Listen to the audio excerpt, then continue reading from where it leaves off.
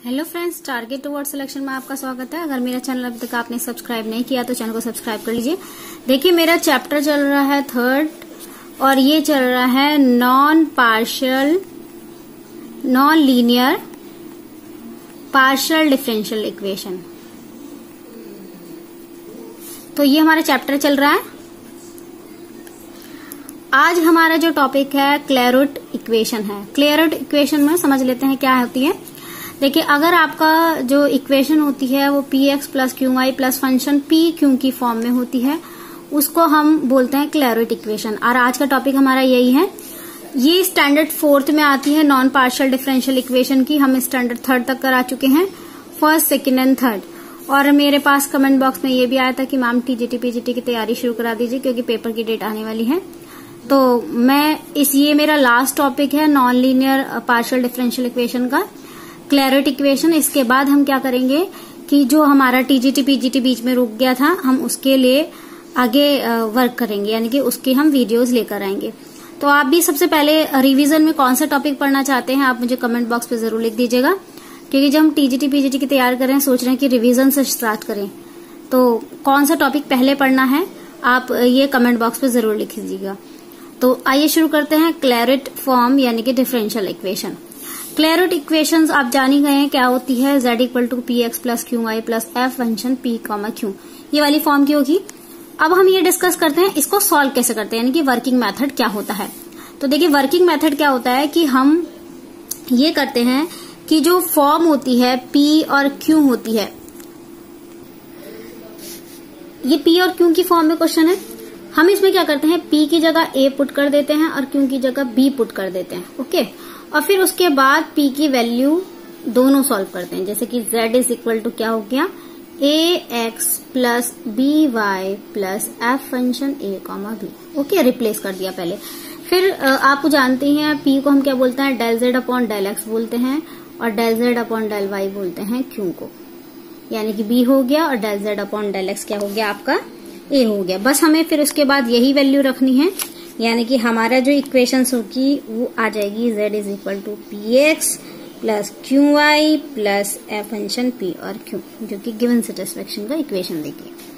इस पर क्वेश्चन भी बहुत सिंपल है, हमें कुछ नहीं करना होता। क्वेश्चन में क्या करते हैं, p की जगह वैल्यू पुट कर देते हैं, q की जगह दूसरी वैल्यू पुट कर देते हैं, और सीधा सीधा सिंगुलर और जो हमने इंटीग्रल पढ़ा था जनरल इंटीग्रल, उसको हम निकाल देते हैं। तो क्वेश्चन को लेकर चलते हैं। ये बहुत ही इजी टॉपिक है क्लेरोट इक्वेशन। तो क्वेश्चन हमारा देखिए फॉर्म ऐसी होगी। क्वेश्चन है हमारा z is equal to P X plus Q Y minus 2 root P Q. तो आप देख रहे हैं सीधे सीधे फॉर्म है। जो p की जगह क्या है, p है, इसकी जगह q है, और ये पी क्यू है। यानी कि हम पहले करते हैं कि ये हमारी जो गिवन इक्वेशन है वो गिवन इक्वेशन किस फॉर्म में हो गई, equation is form Clairaut equation, Clairaut equation form. ठीक है, यानी कि देखिए फिर से हम p की जगह a रखेंगे, q की जगह b रखेंगे, तो हमारा इक्वेशन क्या हो गई, लिख देते हैं ऐसे, replacing z is equal to A X plus B Y minus के 2 रूट ए बी। क्या, replacing p by a and q by b, ये रूल होता है। अब हमें क्या निकालना है, अब देखिए ये तो इसमें सिंपल इतना सही है। अब हम इसमें निकालते हैं जनरल इंटीग्रल और आपका सिंगुलर इंटीग्रल। जनरल इंटीग्रल आप जानती हैं, जनरल इंटीग्रल में हम क्या करते हैं, जो भी कांस्टेंट होता है b, उसको फाई a रखते हैं। तो हम क्या करेंगे, b is equal to phi a, general integral निकाल रहे हैं, पुट करते हैं b equal to phi a। Question हो गया z is equal to A X plus y phi a minus 2 root a phi a। हम किसके रेस्पेक्ट में डिफरेंशिएट करते हैं, differentiate with respect to a, यानी कि वैल्यू हो गई 0, a हो गया यानी कि x, ये हो गया plus y phi dash a minus, अब ये देखिए फाई है, फाई रे डैश है, तो हम इसको क्या लिखेंगे, हम इसका सॉल्व कर लेंगे रूट, मतलब पूरा रूट करके सॉल्व करेंगे, फिर इसको सॉल्व करेंगे। कर लेते हैं। देखिए 1/2 आगे आएगा, यानी कि 2 into 1/2 root a phi a की पावर -1/2 है ना, 1 लिख देते हैं, ठीक है। और क्योंकि अंदर वाले पार्ट का क्या होगा, प्रोडक्ट रूल लगेगा, a ऐसे ही रखते हैं phi डैश a प्लस आपकी y phi डैश a रखते हैं ऐसे ही, और इसका हो गया 1। बस को सिंप्लीफाई ऐसे कर लेना और ये लिख देंगे, ये जनरल इंटीग्रल ऑब्टेन होगा कब, जब इक्वेशन में ये जो इक्वेशन है 2 और 3 यानी कि 2 और 3 इनको सॉल्व करने से, solving 2 and 3 get reduce a by solving 2 and 3 we can get general integral. और अगर हम a और b दोनों के रिस्पेक्ट में इसे डिफरेंशिएट कर देंगे तो हमें कौन सा इंटीग्रल मिलता है, सिंगुलर इंटीग्रल। जिन्होंने फर्स्ट और सेकंड और थर्ड तीनों तरीके की स्टैंडर्ड देखे हैं उनको अब तक पता चल गया होगा कि सिंगुलर इंटीग्रल में क्या होता है और जनरल इंटीग्रल में क्या होता है। जनरल इंटीग्रल में हम b = phi a रखते हैं, फिर उसको डिफरेंशिएट करते हैं a के रेस्पेक्ट में। और जो हमारा सिंगुलर इंटीग्रल होता है उसमें क्या करते हैं, इस वाली इक्वेशन को, जो आपकी इक्वेशन आई थी उसी को a और b के रिस्पेक्ट में डिफरेंशिएट करते हैं, और उसका जो एलिमिनेट करने पर a और b वही आपका सिंगुलर इंटीग्रल आता है। तो अब सिंगुलर इंटीग्रल निकाल लेते हैं। लेकिन निकालते हैं सिंगुलर इंटीग्रल, ये था हमारी equation z = ax + by - 2√ab, ये थी। तो पहले तो डिफरेंशिएट करते, यहाँ लिख लेते हैं सिंगुलर इंटीग्रल। तो पहले तो differentiate with respect to a, यानी कि 0 = x प्लस 0 माइनस, अब देखिए 2 है √AP है, यानी कि 2 तो बाहर आएगा क्योंकि हम a के रेस्पेक्ट में कर रहे हैं, √b भी बाहर आएगा, और √a का कितना हो जाएगा 1/2 a की पावर -1/2, 2 से 2 कैंसिल हो गया, यानी कि इक्वेशन आएगी x माइनस √b/√a। ओके, इसी तरीके से दूसरी भी देख लेते हैं। दूसरी में क्या होगा, दूसरी यानी कि b के रेस्पेक्ट में करेंगे डिफरेंशिएट, कितना होगा 0 = y माइनस, ये भी ऐसे हो जाएगा, ये b अब की बार हो जाएगा a/√b हो जाएगा, ठीक है, अगर हम इसे सॉल्व करेंगे। यानी कि x की वैल्यू तो हमारी आ गई √b/a, पूरा रूट चला लेती हूँ, और y =√a/b, ठीक है। ये आपका सिंगुलर इंटीग्रल हो गया। आई होप आपको क्वेश्चन समझ में आ गए, बहुत इजी है, केवल आपको फॉर्म लिखनी है। एक क्वेश्चन और कर लेते हैं, क्वेश्चन नंबर 2। क्वेश्चन नंबर 2 है आपका z = px + qy + log p। फिर से वही फॉर्म, क्योंकि ये क्लैरिट फॉर्म है, क्लैरिट इक्वेशन है। इन्वेट करेंगे, p को a रखेंगे, q को b रखेंगे, तो z = ax + by + log ab। फिर से वही सिंगुलर इंटीग्रल और जनरल इंटीग्रल रखेंगे। जनरल इंटीग्रल में क्या होता है, हम b को रखते हैं phi a, यानी कि z =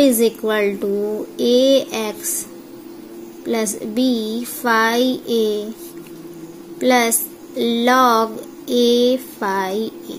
ओके, अब हमें क्या करना है, फिर से डिफरेंशियल करेंगे, किसके रिस्पेक्ट में, a के रिस्पेक्ट। तो differentiate with respect to a, 0 = x plus b phi dash a plus log x है, यानी कि log a है, तो 1/a phi dash a। Then इसका फिर प्रोडक्ट रूल, a ऐसे ही रखा, phi डैश a हुआ, प्लस phi डैश a रखा, a का हो गया 1। ओके, यानी कि हम इस इक्वेशन में अगर रिमूव कर दें, क्या a रिमूव कर दें, तो आपका इक्वेशन का ये पूरा फॉर्म आ जाएगा। बस ये आपका जनरल इंटीग्रल हम ऐसे ही लिख देंगे, ठीक है। अब हम लिखते हैं, अब इसका इंटीग्रल लिखते हैं सिंगुलर इंटीग्रल में फिर से वही होगा, सिंगुलर इंटीग्रल एक बार a के रेस्पेक्ट में डिफरेंशिएट करना है, एक बार b के रेस्पेक्ट में इसको डिफरेंशिएट करना है। Differentiate with respect to a, और यहाँ पर differentiate with respect to b कर लेते हैं, ठीक है। तो ये क्या हो गया आपका, 0 = ये आपका हो गया x + 0 प्लस फिर से वही क्या आपका, क्योंकि हमें b को कांस्टेंट रखना है तो हम इसको ऐसे लिख सकते हैं, log a plus log b। b तो हमारा 0 हो गया, log a का हो गया 1/a, 1/a, ठीक है। यानी कि x की वैल्यू कितनी हो गई, -k 1/a। अब b के रेस्पेक्ट में कर लेते हैं। b के रेस्पेक्ट में क्या हो जाएगा, 0 is equal to y plus log b यानी कि 1/b। y की वैल्यू हो गई -1/b। तो x की वैल्यू -1/a, y की वैल्यू -1/b। ये हमारा आंसर आ गया। यानी कि अब हम देखिए कैसे सॉल्व करते हैं। अभी मैंने ऊपर वाले में नहीं बताया था, हम वैल्यू पुट कर देते हैं। कैसे, z is equal to ax plus by plus यहाँ 2√ab था, a और b की वैल्यू यहाँ से निकाल के पुट कर देते हैं हम। यानी कि यहाँ पर अगर देखें तो √a is equal to x/√b हो गया। इसी तरीके से b की वैल्यू निकाल देंगे। तो यहाँ पर हम लिख देते, यहाँ पर पूरी बस आपको वैल्यू पुट करनी है। तो इस क्वेश्चन में मैं आपको पुट करके दिखा रही हूँ। हमारा क्वेश्चन क्या था, z equal to ax plus by plus log ab, ठीक है। इसमें हम पुट कर देते हैं, पुट करते हैं। आइए, a की वैल्यू देखिए, अगर इससे निकालें तो -1/x हो गई, a की हो गई -k 1/x इंटू x। इसी तरीके से इसकी भी हो गई -1/y into y plus log minus plus 1/xy। ये कट गए, ये कट गए, ये -2 हो गया। इधर ही आंसर लिख देते हैं। ये कितना हो गया, -2 -k log xy। -k log xy कैसे हुआ कि देखिए log -1 log 1 minus log xy, तो माइनस log y, log 1 की वैल्यू होती है 0। ये आपका फाइनल आंसर आ गया।